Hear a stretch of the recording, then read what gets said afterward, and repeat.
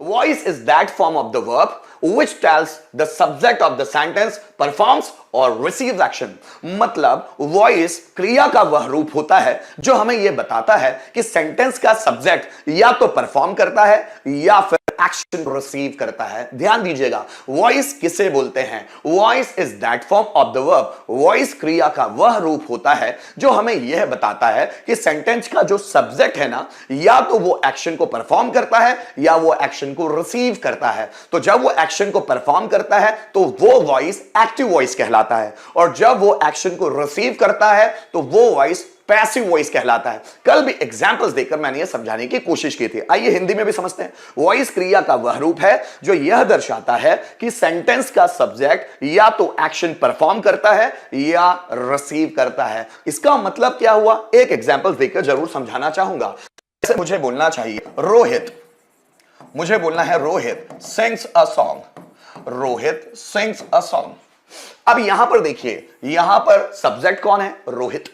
अब Rohit action perform करता है या एक्शन को रिसीव करता है? तो आप देखेंगे रोहित गाना गाता है। इसमें काम कौन सा हो रहा है? गाना गाने का। सो गाना गाने का, कि रोहित गाता है तो रोहित गाने का काम परफॉर्म करता है। मतलब ये वाला जो सेंटेंस है इसमें जो हमारा सब्जेक्ट है वो वर्ब को परफॉर्म करता है, वो एक्शन को परफॉर्म करता है। और जहां पर भी जिन भी सेंटेंसेस में सब्जेक्ट एक्शन को परफॉर्म करता है वो सभी वॉइस एक्टिव वॉइस कहलाते हैं, क्योंकि इसमें सब्जेक्ट एक्टिव होता है, सब्जेक्ट खुद काम करता है। लेकिन जब हम पैसिव वॉइस की बात करते हैं, जैसे मैं इसी को पैसिव वॉइस में बना दूं, a song is sung by Rohit, Rohit के द्वारा गाना गाया जाता है, ये हमारा पैसिव वॉइस है। अभी मैंने समझाया नहीं, लेकिन एग्जांपल्स देके आपको मैं क्लैरिटी लाना चाहूंगा। A song is sung by Rohit, Rohit के द्वारा गाना गाया जाता है। अब यहां पर देखिएगा, गाना गाया जाता है, यहां का सब्जेक्ट क्या है? A song.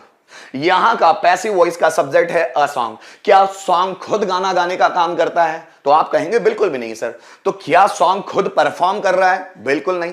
सॉन्ग खुद कोई एक्शन परफॉर्म नहीं कर रहा, बल्कि सॉन्ग पर एक्शन रिसीव की जा रही है। ये जो सॉन्ग है, ये जो सब्जेक्ट है, वो एक्शन को रिसीव करने का काम करता है। और जब भी सब्जेक्ट एक्शन को रिसीव करने का काम करता है वो सब्जेक्ट पेसिव वॉइस का सब्जेक्ट कहलाता है, और उस सेंटेंस को पैसिव वॉइस का सेंटेंस कहते हैं हम लोग। तो ये एक्टिव वॉइस का सेंटेंस है, ये पैसिव वॉइस का सेंटेंस है। ऐसा क्यों? क्योंकि एक्टिव वॉइस के सेंटेंस में सब्जेक्ट एक्टिव होता है, वो खुद काम करता है। लेकिन पेसिव वॉइस के सेंटेंस में सब्जेक्ट एक्टिव नहीं होता, पेसिव होता है। और पेसिव का मतलब क्या होता है? मतलब वो खुद कोई क्रिया नहीं करता, मतलब सॉन्ग खुद गाने की क्रिया नहीं करता। रोहित के द्वारा गाना गाया जाता है तो गाना खुद गाने का काम नहीं करता, रोहित गाने का काम करता है। Is it okay?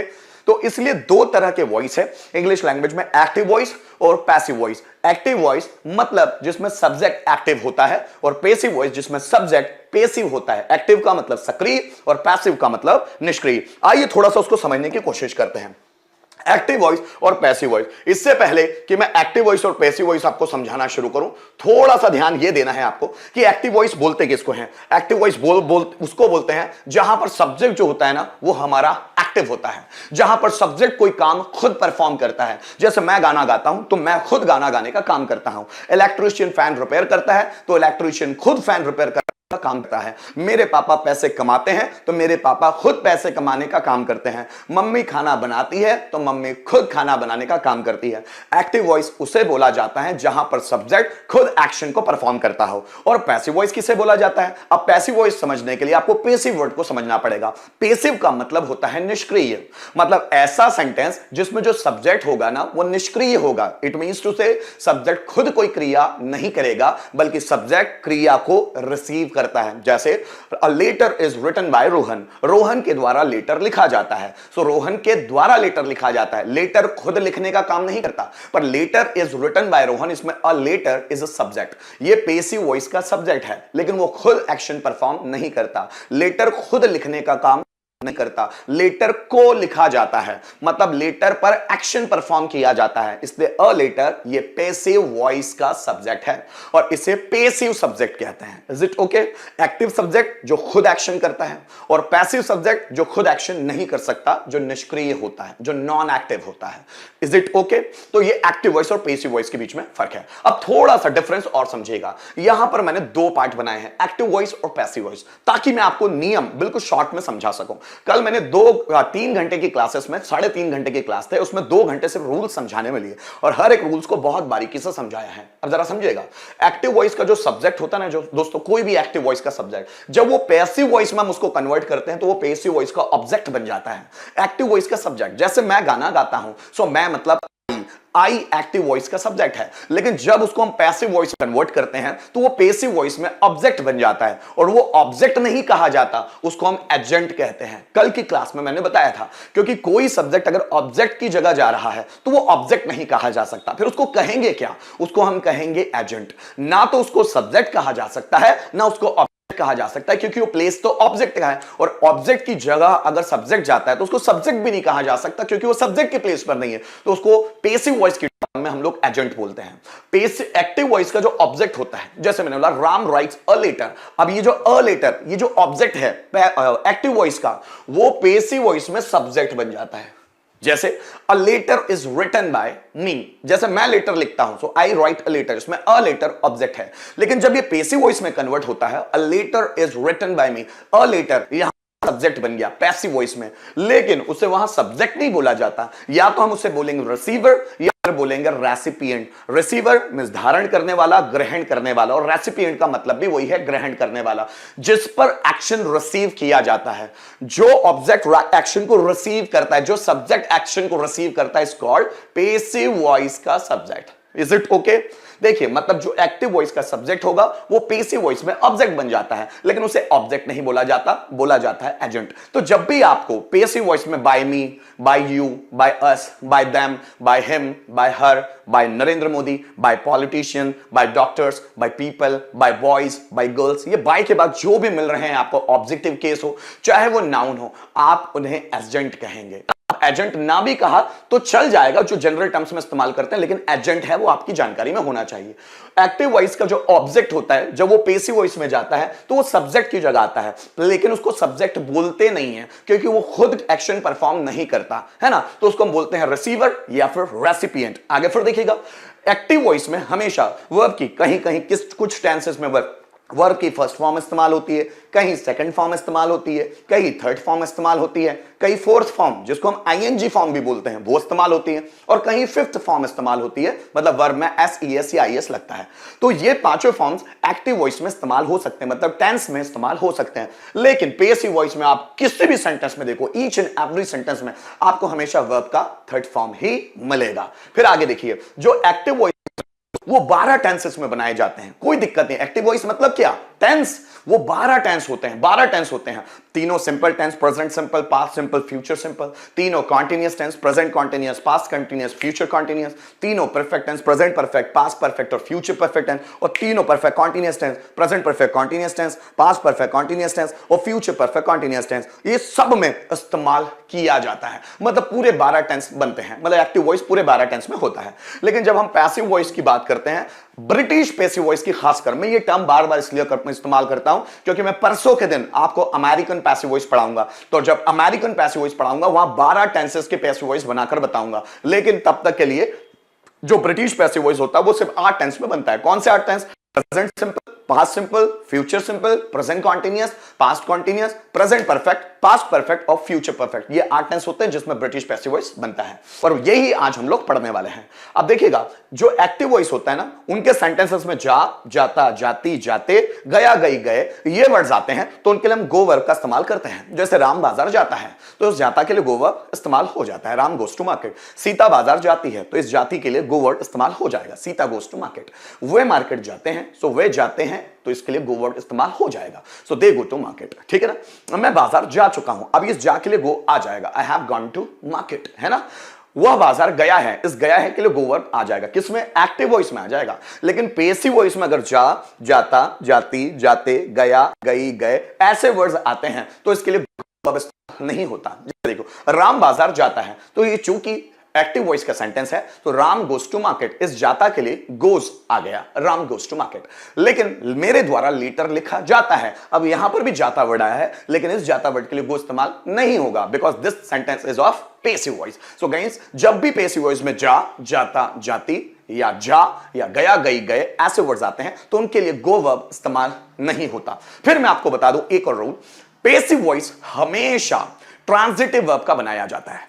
Transitive verb, दो तरह की वर्ब्स होती है, ट्रांजिटिव वर्ब और नॉन ट्रांजिटिव, या जिसको हम इंट्रांजिटिव वर्ब कहते हैं। ट्रांजिटिव वर्ब मतलब क्या? ऐसी वर्ब जिसे क्या, किसे या किसको से प्रश्न करने पर अगर जवाब मिलता है तो उसे हम ट्रांजिटिव वर्ब कहते हैं। इंट्रांजिटिव वर्ब मतलब ऐसी वर्ब जिनसे क्या, किसे या किसको से प्रश्न करने पर कोई जवाब ना मिले तो उसे इंट्रांजिटिव वर्ब कहते हैं।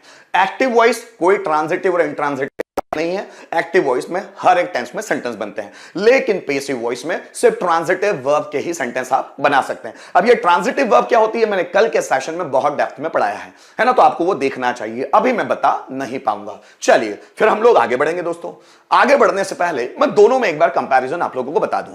क्योंकि एक्टिव वॉइस और पैसिव वॉइस, एक्टिव वॉइस तो पूरे 12 टेंसेस में बनता है ना, और पैसिव वॉइस जो ब्रिटिश पैसिव वॉइस है वो सिर्फ 8 टेंसेस में बनता है। तो दोनों को एक बार मैं कंपेयर करके आप लोगों को बता दूं ताकि आपके दिमाग में बैठ जाए चीजें। देखिएगा दोस्तों, ये जो एक्टिव वॉइस है इसी के मैंने 8 टेंस लिखे हुए हैं जिसमें ब्रिटिश पैसिव वॉइस बनते हैं, है ना।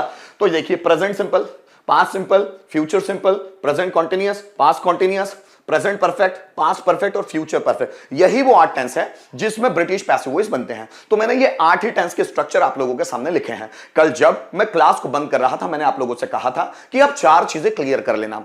हर एक टेंस की हेल्पिंग वर्ब आपको पता होनी चाहिए, हर एक टेंस में मेन वर्ब का कौन सा फॉर्म इस्तेमाल होता है ये आपको पता होना चाहिए, और हर एक टेंस की आइडेंटिफिकेशंस क्या है वो आपको पता होना चाहिए, और हर एक टेंस का स्ट्रक्चर्स क्या है वो आपको अच्छी तरह से पता होना चाहिए। अगर ये चारों चीजें आपको अच्छी तरह से पता है तो आपको टेंस भी आएगा, पैसिव वॉइस भी आएगा, पॉजिटिव भी आएगा, कोई प्रॉब्लम नहीं जाएगी। जैसे मैंने कल बताया था, कोई भी टेंस हो, जैसे present simple tense helping verb does, past simple did, future simple will, present continuous is am are, past continuous was were, ये पूरा रटा हुआ चाहिए। जब ये आपके दिमाग में बैठा हुआ रहेगा तो कंफ्यूजन कहीं से भी नहीं आएगा। अब देखिए एक्टिव वॉइस, ये 8 टेंस है, तो एक्टिव वॉइस देखिए, प्रेजेंट सिंपल का स्ट्रक्चर क्या है? सब्जेक्ट, वर्ब का फर्स्ट फॉर्म और ऑब्जेक्ट। पास्ट सिंपल का क्या है? सब्जेक्ट, वर्ब का सेकंड फॉर्म और ऑब्जेक्ट। फ्यूचर सिंपल का क्या है? सब्जेक्ट, विल, वर्ब का फर्स्ट फॉर्म और ऑब्जेक्ट। तो ये स्ट्रक्चर टेंस के हैं, वो 8 टेंस जिसमें ब्रिटिश पैसिव वॉइस बनते हैं। दोनों को कंपेयर करके देखिए।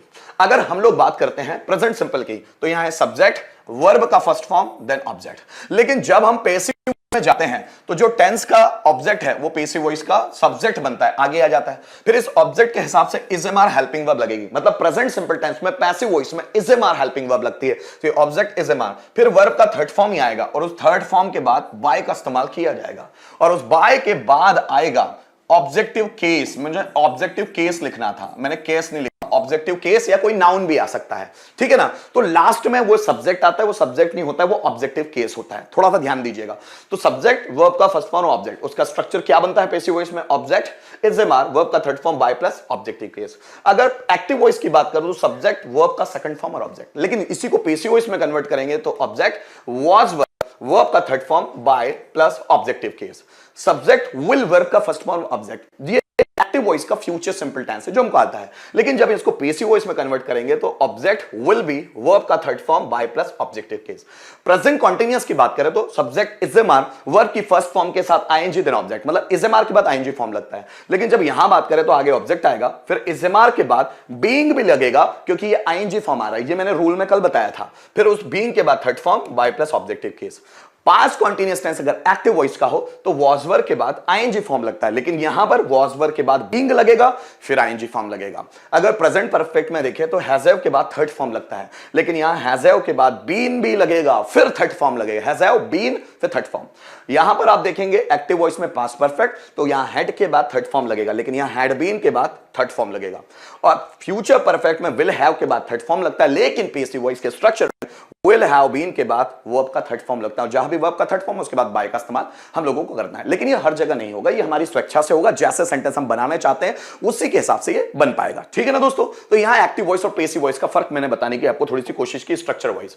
अब देखिएगा ये ब्रिटिश पेसिव वॉइस सिर्फ 8 टेंसेस में बनाए जाते हैं, तो 8 टेंसेस में थोड़ा सा समझिएगा, आपके दिमाग में चीजें आ जानी चाहिए। अगर कहीं पर भी डू डस का सेंटेंस है मतलब वो प्रेजेंट सिंपल है तो वहां पर helping verb is am are आने वाली है। क्या आने वाली है? Is am are. डिड आ रही है मतलब पास्ट सिंपल टेंस है तो हेल्पिंग वर्ब वाज वर आएगी।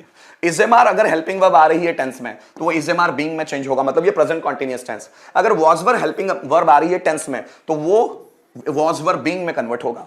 अगर has have helping verb आ रही है तो वो has have been में कन्वर्ट होगा। अगर had helping verb आ रही है तो वो had been में कन्वर्ट होगा। अगर will have helping verb आ रही है तो will have been में कन्वर्ट होगा।